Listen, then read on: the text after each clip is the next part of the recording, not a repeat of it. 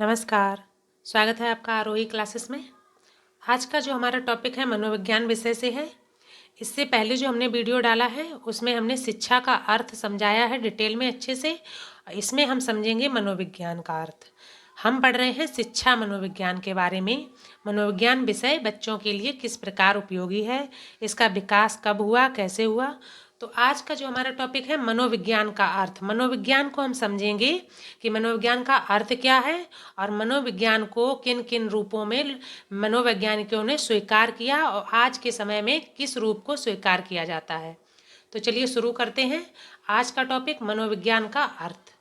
तो मनोविज्ञान एक ऐसा विज्ञान है जो प्राणियों के व्यवहार एवं मानसिक और दैहिक प्रक्रियाओं का अध्ययन करता है।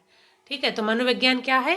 एक ऐसा विज्ञान है जो प्राणी हैं उनके व्यवहार का, मानसिक और दैहिक जो मानसिक क्रियाएं होती हैं व्यक्ति की उनका, और जो दैहिक प्रक्रियाएं होती हैं उनका अध्ययन करता है। मनोविज्ञान विषय के अंतर्गत मानसिक और दैहिक प्रक्रियाओं का अध्ययन किया जाता है। ठीक है, तो मनोविज्ञान विषय का एक अर्थ निकल कर आया कि प्राणियों के व्यवहार और मानसिक और दैहिक प्रक्रियाओं को अध्ययन जो करता है वो मनोविज्ञान के अंतर्गत किया जाता है।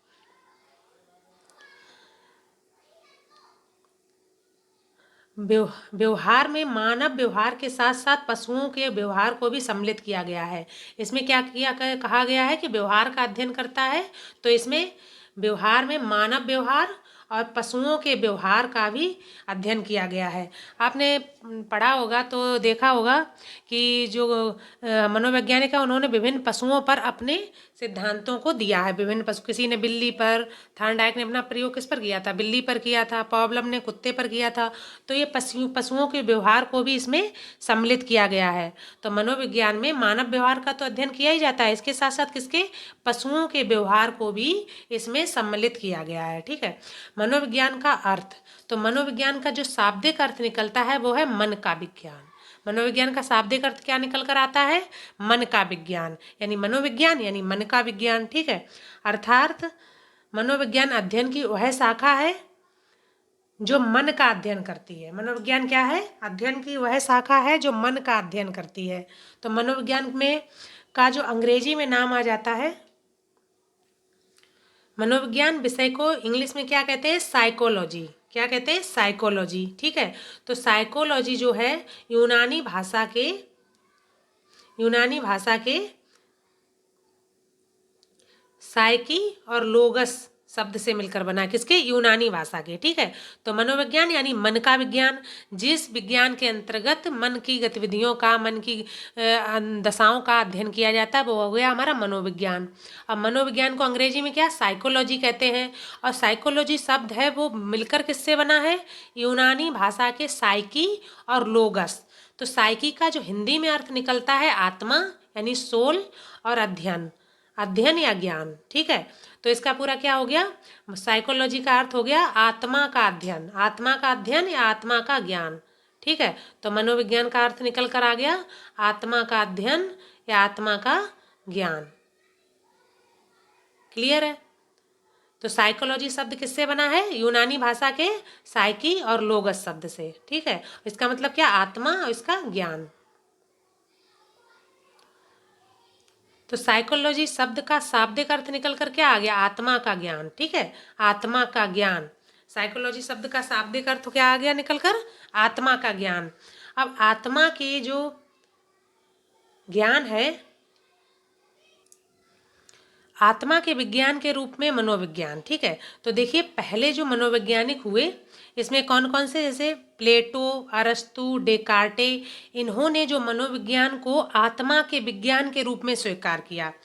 जैसे जो हमारी मनोविज्ञान की परिभाषा से निकल कर आ रहा है साइकी और लोगस यानी आत्मा का विज्ञान, तो इन्होंने उसी तरीके से इसको स्वीकार किया कि मनोविज्ञान क्या है? आत्मा का विज्ञान है। ठीक है, तो इन्होंने मनोविज्ञान को आत्मा के विज्ञान के रूप में स्वीकार किया।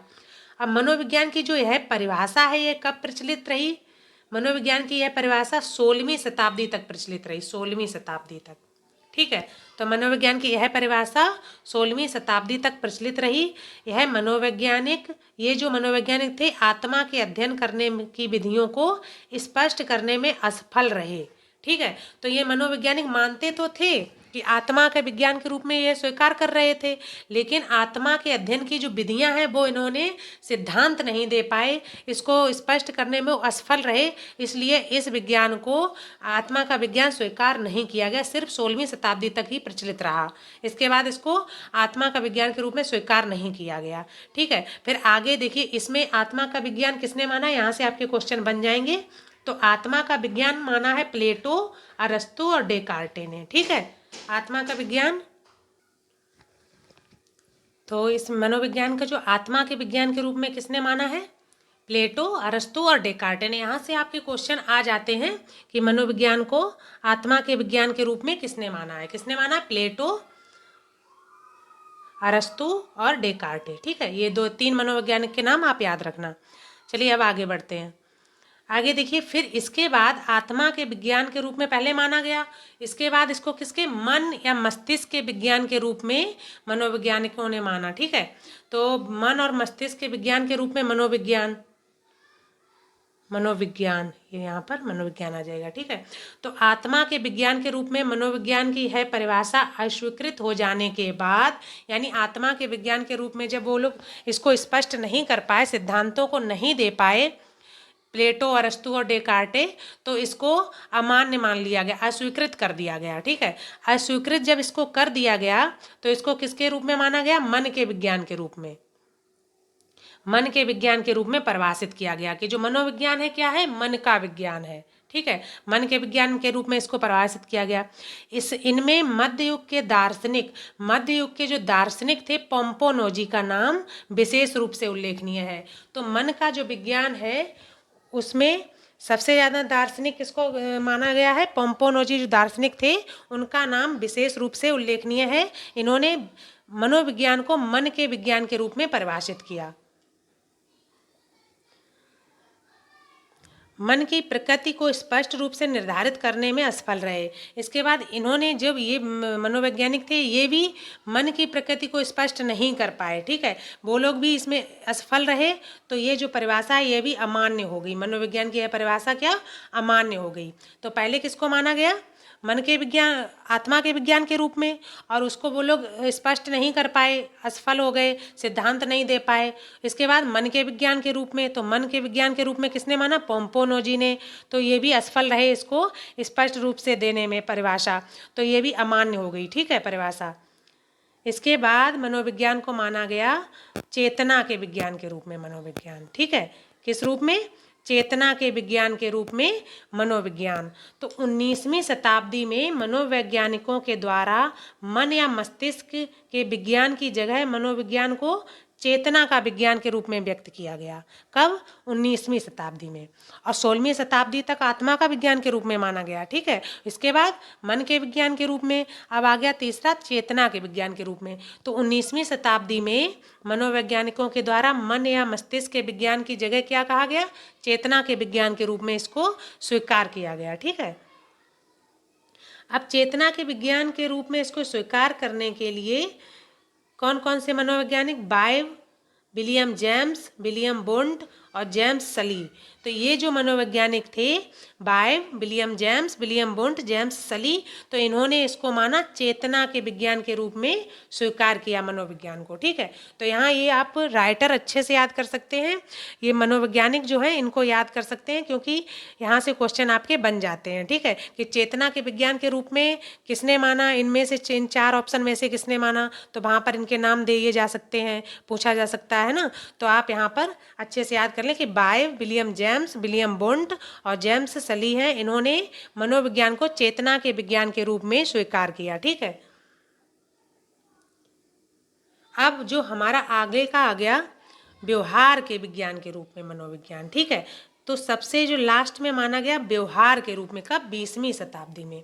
तो 20वीं शताब्दी के प्रारंभ में, 20वीं शताब्दी के प्रारंभ में मनोविज्ञान को व्यवहार का विज्ञान के रूप में परिभाषित किया जाने लगा। 20वीं शताब्दी जब प्रारंभ हुई तो इसको किसके, व्यवहार के विज्ञान के रूप में परिभाषित किया जाने लगा। अब इसमें किसने परिभाषित किया, देखिए इसमें जो मनोवैज्ञानिक थे वाटसन, वुडवर्थ और स्किनर। वाटसन, वुडवर्थ और स्किनर जो आदि मनोवैज्ञानिक थे, इन्होंने व्यवहार के एक निश्चित विज्ञान के रूप में स्वीकार किया किसको? मनोविज्ञान को। ठीक है, तो इन्होंने व्यवहार के विज्ञान के रूप में स्वीकार किया कौन कौन? वाटसन, वुडवर्थ और स्किनर। ठीक है, तो सबसे पहले आत्मा के विज्ञान के रूप में, उसके बाद मन के विज्ञान के रूप में, इसके बाद आया चेतना के विज्ञान के रूप में, और 20वीं शताब्दी के शुरू में व्यवहार के विज्ञान के रूप में मनोविज्ञान को स्वीकार किया गया। ठीक है, तो वर्तमान समय में मनोविज्ञान की यह परिभाषा सर्वमान्य स्वीकार किया गया है। ठीक है, तो वर्तमान समय मनोविज्ञान की जो यह परिभाषा कि मनोवैज्ञानिक व्यवहार का विज्ञान है, इसको स्वीकार किया गया है, सर्वमान्य माना गया है, स्वीकार माना गया है। ठीक है, तो वुडवर्थ ने इसके संबंध में एक बात कही है, यहाँ से अगर आप याद कर लोगे तो आपको ये परिभाषा याद कर लोगे तो पता चल जाएगा कि सबसे पहले मनोविज्ञान किसके रूप में स्वीकार किया गया, फिर किसके, उसके बाद किसके। जैसे देखते हैं हम, सर्वप्रथम मनोविज्ञान ने अपनी आत्मा का त्याग किया, तो सबसे पहले आत्मा के विज्ञान के रूप में माना गया। ठीक है, इसमें किसने? प्लेटो, अरस्तु, डेकार्टे। तो यहाँ पे वुडवर्थ क्या कह रहे हैं कि सर्वप्रथम मनोविज्ञान ने आत्मा का त्याग किया, फिर इसने मन का त्याग किया, तो फिर मन का विज्ञान के रूप में माना गया। अब मन के विज्ञान के रूप में कौन आ गया? पोम्पोनोजी। ठीक है, इसके बाद चेतना के विज्ञान में तो विलियम वुंट, विलियम जेम्स, है ना, जेम्स सली, तो इन्होंने क्या माना? चेतना के विज्ञान के रूप में। तो देखिए, सर्वप्रथम मनोविज्ञान ने अपनी आत्मा का त्याग किया, फिर मन का त्याग किया, फिर चेतना का त्याग किया। अब वह व्यवहार की विधि को स्वीकार करता है, तो मनोविज्ञान को अब वर्तमान समय में व्यवहार के विज्ञान के रूप में माना जाता है। ठीक है, तो यहाँ पर हमने क्या पढ़ा? मनोविज्ञान का अर्थ और मनोविज्ञान विषय को किस शताब्दी में किस रूप में माना गया, अच्छे से समझा है। प्लीज़ अगर आपको हमारा टॉपिक पसंद आता है तो like and subscribe. Thank you.